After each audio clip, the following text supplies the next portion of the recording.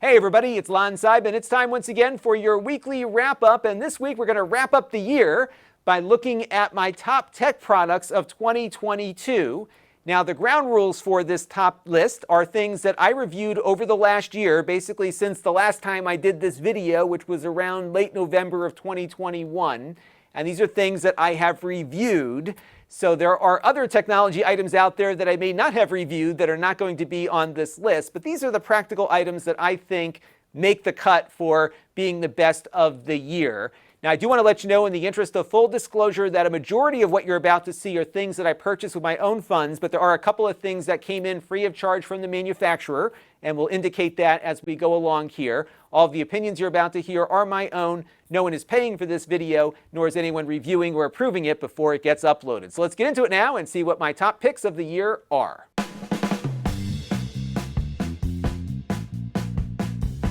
Now, we get a lot of laptops in for review here on the channel, but the one that really rose to the top is the M2 MacBook Air. I have to say that I think this is probably the almost perfect laptop. No laptop will ever be the perfect one, but this one delivers performance, portability, and outstanding battery life, and there are very few laptops on the market that do all of those things, and this one certainly fits the bill. It's a very nice improvement over the prior MacBook Air. The hardware feels awesome. It's actually a little bit thinner and a little bit lighter than the last edition MacBook Air. It's got a much better keyboard here. The trackpad, as usual, is awesome. The display has a nice upgrade to it, and overall, I've been using this thing every single day for hours on end since I purchased it a few months ago, and I have yet to find the end of the battery here. This thing just goes forever, and it's something that I am quite pleased with.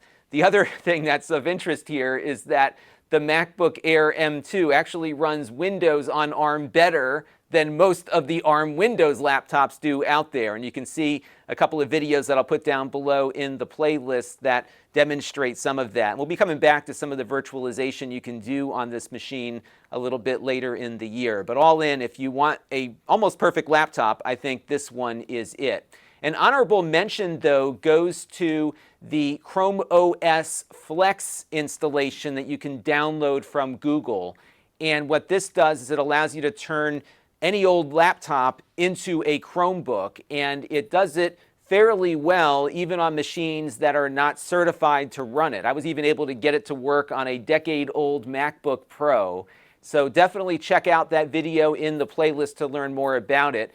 Oddly, though, it's nearly impossible to get ChromeOS Flex on a few of the older Chromebooks that have gone out of support. So if there's any ask here for Google, is that they come up with a very easy, or at least a nice step-by-step guide for getting some of their out-of-service Chromebooks to work with ChromeOS Flex, because I do have an Asus Chromebook here that my mom was using that's perfectly functional and could run ChromeOS Flex just fine, but unfortunately right now it's going to take a real large amount of effort and hacking to get that OS onto it. So now let's move on to gaming, and if you are a fan of handheld devices like I am, this was your year. The first one on my list is the Analogue Pocket. For retro gaming, this is by far the best handheld I have used ever. And it started off great because you could load in your Game Boy cartridges, like I've got Solar Striker here, and boot them right up, just like you could on an original Game Boy. They even have a great filter here that gives you the look and feel of the original Game Boy screen. But it does a lot more than that, because it also plays Game Boy Color and Game Boy Advance, and because it has an FPGA on board, there are ways to load in other systems, and they have something called Open FPGA that got put in place a few months ago, and now the development community is beginning to step up and produce cores to run a whole bunch of other systems and arcade titles as well. And every couple of days, something new comes along. And in some cases, you have multiple cores to pick from, like with the Sega Genesis here. So I can go ahead and just run the core here. Maybe we'll find some Sonic the Hedgehog real quick and load that up. And basically, you've got not quite the Mr. experience in the palm of your hand, but close to it. It really is starting to come along. And the screen on this, especially for retro games, is so nice. And it's just a wonderful handheld experience. There's also a dock, so you can hook this up to your television and get a really nice experience there. But altogether, I've been very, very pleased with the Analogue Pocket because it's one of these devices that gets better as software updates come down. And because it's FPGA based, its logic can be changed quite easily, and it really becomes a different product every time a new update comes down. So we're going to be doing more content on this because it's always changing for the better, and I'm really pleased with how far it's come over the last year. Now, next up in the gaming category is another handheld, and I think you can guess which one it is, the Steam Deck. And I have been very, very pleased with my Steam Deck purchase and used this thing quite a bit. What I love about the Steam Deck, beyond its price point and its performance, is that it really shows how if you take what you've learned from things that didn't work out, you can start building success on prior failures or things perhaps that fell short of expectations. And that is exactly what this product is, because it incorporates Valve's failed controller concept into something that works really well.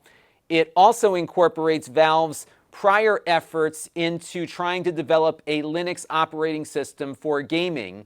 And years ago, they had these things called Steam machines that were pretty nicely powered personal computers that were designed to be played in the living room, but they never quite got the compatibility working well with Steam OS until the Steam Deck started to go into heavy development. And now, the Linux-based Steam OS can run a good chunk of the Windows game library without any real changes to the code. They can basically get things to work on a compatibility layer without much of a performance hit.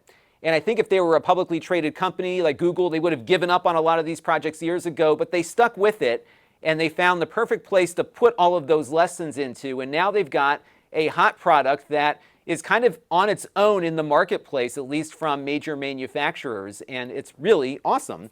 My big gripe with it is just the battery life. You don't get much out of it, maybe 2 hours or so if you're running a demanding game. But if you plug it in or have a nice battery pack you can take with you, you can certainly stretch it out further. And I love just how nicely integrated it is with Steam. So when I'm done playing my game of No Man's Sky, for example, the save game syncs back to the Steam cloud, and my gaming PC and my NVIDIA cloud service stuff all just syncs up, and I can play my game wherever I am on whatever device I want to. And it's a real winner here to have a PC that I can take with me anywhere. Now, next up in gaming, we have an honorable mention, which is the FZ1 ODE. This is a drop-in optical drive emulator for the Panasonic FZ1 3DO console. They also have now an external version of this for other 3DO consoles from the 90s. And what I love about this, beyond the fact that I can boot my games off of SD cards versus CD-ROMs, is that it also improves the experience. Load times are cut down significantly with this.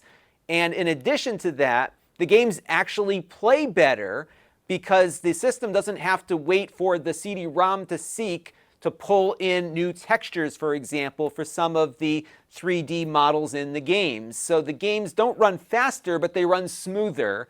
And you can check out my full review to see more about this thing. But if you're a fan of the 3DO like I am, this is definitely a must-get. Now we're going to add a new category this year called radio. As some of you know, I got my amateur radio license a little bit earlier this year. And I got the license after playing around with this thing. This is the RTL-SDR. This is a USB dongle that can plug into just about anything, including PCs, Macs, Raspberry Pis, Android devices. And it turns your computer into a radio that can pick up just about everything across the spectrum. It's amazing what this thing can do, especially for its price point. And as you start exploring the spectrum with it, you can start picking up data packets that are floating all over the world, or maybe you listen to a satellite that's orbiting overhead. There's so much that you can do with this. And the best thing is that you don't need a license for it because it is a listening-only device. But as I mentioned in my review of it, it's kind of the gateway drug into amateur radio. It was for me.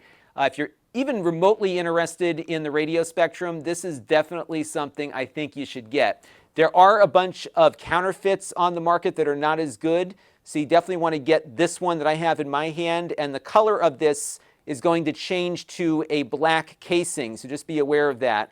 But the link that I have in the video description will take you to the official release on Amazon. So let's move on now to smart home devices, and the first one on the list is the Airthings Wave. Now, I live in an area of high radon concentrations, especially in my immediate neighborhood here. And when I bought my home, I had to put in a radon mitigation system to reduce the levels of radon. Basically, radon is a radioactive gas that comes out of the ground and seeps through even concrete to get into your home, and it collects inside of closed spaces. So radon mitigation systems will reduce that level by getting that gas out of the house. It basically pulls it out from underneath the foundation. And I did a radon test a few months ago that indicated the levels were higher than they should have been. And when I called the radon guy to come in and check it out, he recommended that maybe I pick up one of these before we go too crazy, because when I was running the test initially with the kit that I got from my local municipality, I was running it when we had a rainy day with low atmospheric pressure. And he said that you should really run a test over a longer period of time, and one of these devices will give you some better results. So I picked one up, and what it does is it measures the radon content in my home here. And as you can see, over the last year, it's been a bit of a roller coaster here, but it's within about the area in which it is relatively safe. I should probably try to do a little bit more to bring the number down below 3. But he mentioned to me it's going to be really hard to do that, and the bigger issue really is the average over time. And you can see over the last week here, we did have a spike because we had a rainy day the other day. So there are ups and downs that will happen based on atmospheric conditions. But I can keep an eye on my radon levels, and if something gets really out of control, that's when we can deal with it. And it'll actually alert me if the radon gets too high in the house. Additionally, it does other things like volatile organic compounds and CO2 levels and humidity. So it does a lot of the things that a basic air quality monitor will do, but it also has the radon component. I talk more about radon in my review of this, and if you've never tested before, definitely check out my review. Even if you don't buy one of these, you should probably do a test to make sure that you don't have radon gas in your home, because it is a leading cause of lung cancer. Now, next up in the smart home category is the Sensibo Air. In full disclosure, they sent this to the channel free of charge for me to review. This controls air conditioners and split systems that use infrared remote controls, and I have mine paired up with my LG split system on the other side of the room here. So down here in my basement studio, I have been using a mini split for heating and air conditioning, and it was the least expensive option when I was doing this basement over. But it wasn't a smart split system, so I had to come down and manually shut it off with the remote control. But now I have the Sensibo hooked up, and I can control everything here from my phone anywhere in the world. And of course, I can integrate it with some of my other smart home stuff. And in addition to having just the remote control capabilities, this also has its own thermometer and humidity sensor on it. So you can actually have it trigger the AC or heat based on the data that it's collecting, independent of the thermostat on board the system itself. It does have some upsells that kind of drive me crazy for trying to get into their subscription service, but I'm not bombarded with it. So usually I pop in before I start shooting a video to turn the system off because it is a bit noisy. And of course I can control temperature levels here and switch the mode. And what was nice about it was just how easy it was to set up. All I had to do was point the remote control at it, and then from there it just took over everything, and it's been running great. So if you've got like a air conditioner that's remote control powered or a mini split, this is, I think, a must-have because it really changed my relationship with my heating and air conditioning here in the studio. Now, the last item on my smart home list this year is the Wyze Video Doorbell Pro. I have long been on the lookout for a battery-powered doorbell that doesn't have to get wired into anything, that doesn't have a monthly subscription, and has an indoor chime so you can know when somebody's at the door. And believe it or not, this is the only one that I've found so far that checks all of those boxes and is pretty reasonably priced. So it comes with the chime in the box, and it also does not require a subscription, although they will constantly badger you to upgrade. So I've been running mine without the subscription for a while, and it does exactly what I want it to do. It detects motion at the door. This is me taking the dog out for a walk here. It will let me know when somebody's ringing the doorbell. I can talk to them through the doorbell if I want. And for a basic video doorbell, it's been working quite well. And the battery life on it is very good. I got it around January of this year, It lasted all the way into the fall, so I got most of the winter, the spring, and the summer out of it before I had to take it down and charge it. And charging takes a couple of hours. So all in, this doorbell's been a real winner for me if you're looking for something inexpensive without an ongoing cost of ownership. So let's move on now to some accessory items, and this first one is a portable battery from Anker called the Powerhouse 100. Now, I haven't done a review of this just yet, but it did appear in my video about what was in my field production bag. And what I like about this battery is that it's big, first of all, so it can go for a while. But it also, as you can see, has an AC outlet. So I have a few cameras that cannot be powered over USB. They require their own AC adapter. And I can plug those cameras right into the port here and either operate them or charge them off of the big battery here. And this has provided a lot of peace of mind for me when I'm out in the field, because I could plug the camera in while I'm walking around and charge it, which is exactly what I was looking for. Now, this will only do 100 watts max out of the AC outlet here, so you're not going to run your hairdryer off of it. But the battery is rated at 97.2 watt hours, which means that you could probably get just under an hour if you were drawing close to 100 watts out of it. Of course, you lose some of that time to heat and perhaps the age of the battery and temperature and everything, but that's the rated output of it. And my cameras use far less than 100 watts, so I can definitely get a couple of hours of charging or usage out of it on top of their own batteries that they have on board. And then you also have a 45 watt USB-C output here, and it also charges with that port at 45 watts. So you definitely need to give yourself some time to get this thing charged up. And then you have two USB-A ports here that will run at 2.4 amps each, basically what you would expect out of a tablet charger. So a pretty helpful battery to have with me in the field, and so far it has been working great and doing everything that I was hoping it would do. And one of the things that I love are devices that make my life easier and add some peace of mind, and this one definitely does it. Now, next up on the accessory list for this year's top products of the year is this dock that Visiontek sent to me free of charge in full disclosure. This is their VT400 dock, and this one kind of checks all the boxes for me for a USB-C docking station. It supports 100 watts of power delivery. Most docks only support 60, so if you have a MacBook Pro or something that requires a little more power, this will deliver it. It will do dual video output for computers that support that, but the Mac doesn't support the dual video output, but many Windows devices do. You got two USB-A ports here along with gigabit Ethernet, and what I also like about it is that the cable is not built in. So you've got this cable when you're out on the road that garages itself very securely in this slot here. But you could also get a longer cable for your desk and plug that in when you are not on the road. So you have a choice as to how much cable length you can put to bear on the project here, which is always nice to have as far as flexibility is concerned. The only thing that it's missing is a card reader, but beyond that, I found this to be an excellent docking station, certainly better than many of the other ones that you might come across. Now, the last item on this year's best of list is a liquid, probably the first time I've recommended a liquid before. This is Whoosh 2.0 Screen Shine. I bought this bottle a couple of weeks ago to get caught up on cleaning all of the screens that I have here in the house. I've got two young kids, so you can imagine how dirty things get around here. And what I found about this cleaner is that it is a very efficient cleaner in that you don't have to put in a lot of elbow grease to get your screens clean. I did hear from some folks who said, oh, you can mix this chemical with that one and make your own, and I'm sure you could do that, but I'm somebody that likes out-of-the-box solutions, and this one literally is an out-of-the-box solution that works really well and as advertised, and I was very impressed with it. A few of you bought this on my recommendation and have had similar experiences with it also.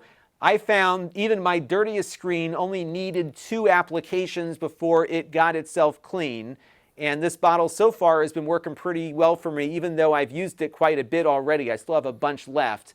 And then you can buy a concentrate so that you don't have to throw the whole bottle out when you run out. So we will continue to be using this in the studio here to clean our screens. And if you were looking for a good screen cleaner, this one is it, for me at least. I'm very, very happy with it, much better than any of the other cleaners that I've purchased over time. Now, this week's wrap-up is being brought to you by all of you, and I want to thank Vijay Narayanan for his super thanks on one of my videos the other day. And we also have two new supporters to thank, Keith Farrell and James Ellis. James contributed via the YouTube membership link, and Keith made a gold level contribution via my donor box page. I want to thank everyone who contributed this week and everyone who's been contributing on an ongoing basis, and all of you who watch on a regular basis too, because all of those things equal channel growth. And if you want to support the channel, you can go to Lon.TV/support and make a monthly or a one-time contribution to the channel. We also support the YouTube membership program and Floatplane along with Patreon. We have other places where you can find me, including my extras channel for unboxings and supplementary content. We also have my Amazon page where you can watch a lot of my reviews ad-free at Lon.TV/Amazon shop. You can engage with the channel with my daily email at Lon.TV/digest, or you can subscribe to my weekly email at Lon.TV/email, where you'll get all of the content that I've published over the last week. We also have the Facebook group, the Discord, and the Telegram if you want to connect with me on there. We also have been selling things on Whatnot, doing these live sale events where I sell things that I previously purchased for review here on the channel, and also giveaway items that came in from the manufacturers. And if you want to be notified whenever we go live on Whatnot, you can sign up for my store alert email at Lon.TV/store alert, and follow me on Whatnot at Lon.TV/Lon1. So that's going to do it for this look at the top tech of 2022, at least of the things that I reviewed. One thing I just realized putting this video together, I've been at this now for 10 years. Around August of 2012 was when I really started putting the formula together for the types of videos that I produce here. I very much enjoy what I'm doing. I want to thank you all for a great 10 years, and hopefully I can keep going for another 10. And I would love to hear from you down in the comments section about things that I should look at next, especially in these product categories, because what's always worked for me over the last decade are practical tech items that are affordable and useful. And as you saw during the course of this video, most of the things that I put on this list are things that I'm using day to day now, and are also things that I purchase as opposed to getting in from the manufacturer. So again, let those comments rip down below, and until next time, this is Lon Seidman. Thanks for watching. This channel is brought to you by the Lon.TV supporters, including gold level supporters Brian Parker, Chris Allegretta, Hot Sauce and Video Games, Logic KGR, Tom Albrecht, and Amda Brown. If you want to help the channel, you can by contributing as little as $1 a month.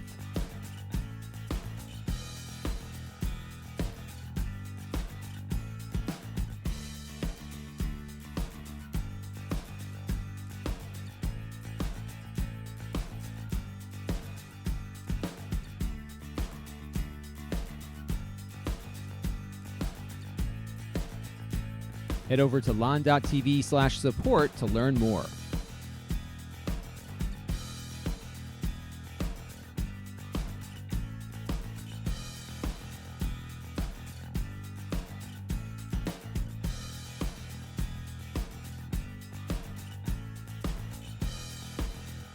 And don't forget to subscribe. Visit Lon.TV/s.